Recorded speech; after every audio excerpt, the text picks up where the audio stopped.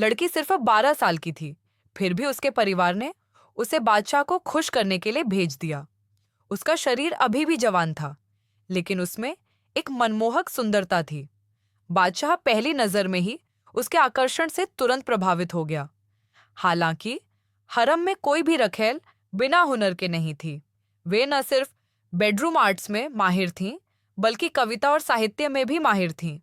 बादशाह द्वारा चुने जाने के बाद वे जल्द से जल्द एक राजकुमार को जन्म देने की कोशिश करते हुए उसकी मेहरबानी पाने के लिए हर तरह की चाल चलती थीं। लेकिन सिर्फ एक बादशाह था और हरम में अनगिनत रखैलें थीं। कुछ रखैलें दूसरे आदमियों से बेटे पैदा करने का जोखिम उठाती थीं, उन्हें राजकुमार बताकर पेश करती थीं। अगर समय काफी नजदीक होता तो कोई भी यह साबित नहीं कर सकता था कि बच्चा बादशाह का नहीं है। राजकुमार होने का मतलब था सिंहासन पर दावा करने का मौका, और उनके परिवारों के पुरुष पद और धन में बढ़ सकते थे। हरम में अनगिनत औरतें पागल हो गईं और उनके परिवारों के अनगिनत पुरुष नाम कमा गए। कीको के पिता उनमें से एक थे। उसकी माँ ने कीको को सुंदर और समझदार दोनों तरह से पाला था, और कीको की जबरदस्त खूबसूरती को देखते हुए उसके पिता उसे अपनी तरफ खींचने के लिए बेताब रहते थे। कीको सिर्फ 12 साल की थी।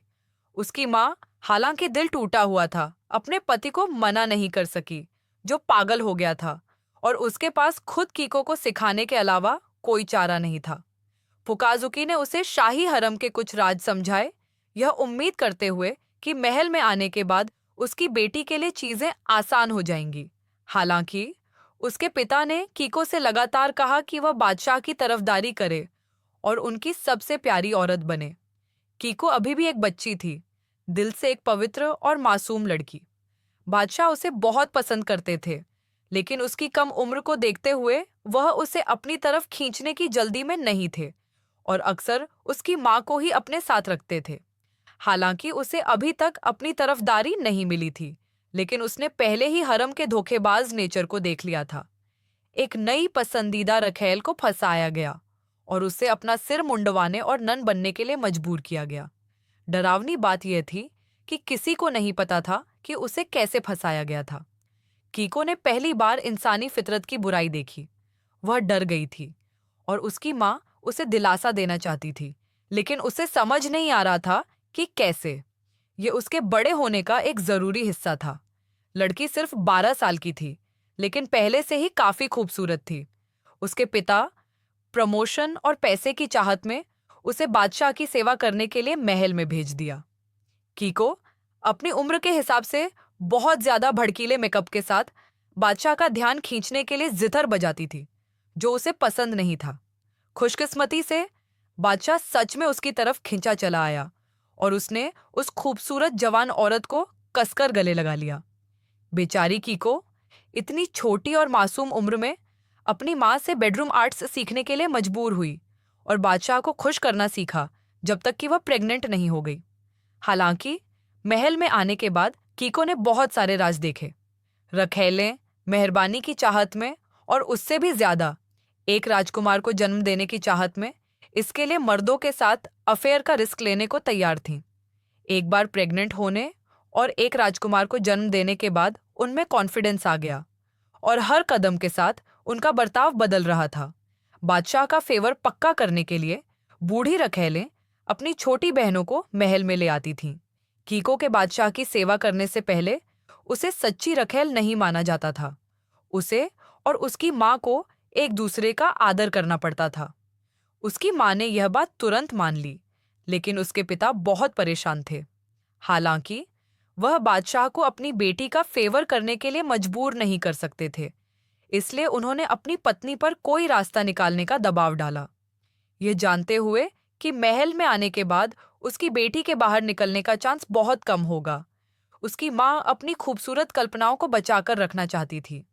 वह अक्सर उसे बाहर की दुनिया की कहानियां सुनाती थी, एक डैशिंग और हैंडसम नौजवान की कहानियां जिसे लोग प्यार करते थे, और अनगिनत जवान लड़कियां उसे पसंद करती थीं, जिसने उस औरत से शादी की जिसे वह प्यार करता था और जिसकी वह पूरी लगन से देखभाल करता था।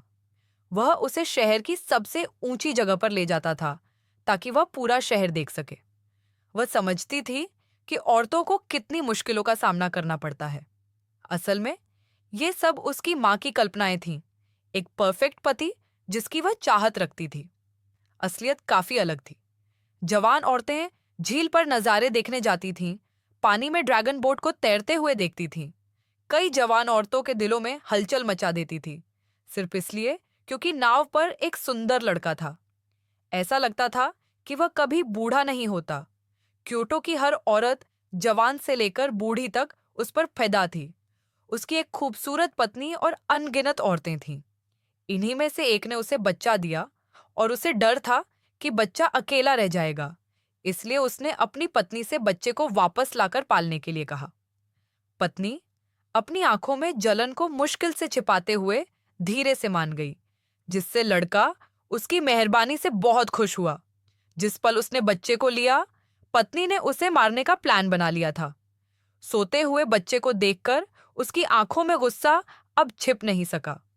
उसके हाथ धीरे धीरे बच्चे की गर्दन तक पहुंचे, लेकिन जब उसने बच्चे का हिलता हुआ छोटा सा मुंह और गोल मटोल कमल मूल जैसे हाथ देखे, तो वह खुद को ऐसा करने के लिए मजबूर नहीं कर सकी। आखिर में वह उस प्यारे बच्चे पर मोहित हो गई और उसे अपने बच्चे की तरह पालने का फैसला किया। यह बस माँ का बनाया हुआ एक परफेक्ट एंडिंग था, क्योंकि सम्राट उसकी कहानी सुन रहा था, इसलिए अपनी पसंद का एंडिंग सुनकर वह जाना चाहता था।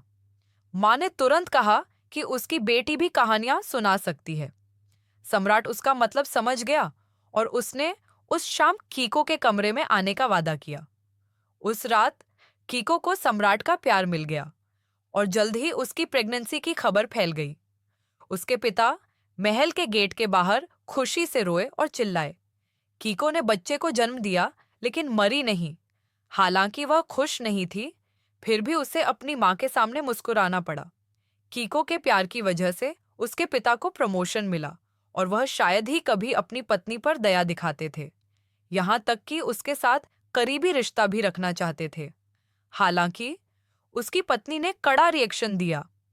अपने पति की इच्छा को मना नहीं कर सकी, उसने बिना मन के अपनी बेटी को महल भेज दिया। उसके कामों से मन ही मन नफरत करती थी। उसकी कहानी में जवान भेड़िए की पत्नी ने अपनी बच्ची को बड़ा किया और वह बड़ी होकर सुंदर और एलिगेंट बनी। युवा भेड़िया अपने पति की तरह अपनी बेटी को महल में भेजना चाहता था। यह पत्नी का बदला था, ताकि वह अपनी बच्ची को हरम में तकलीफन दे सके।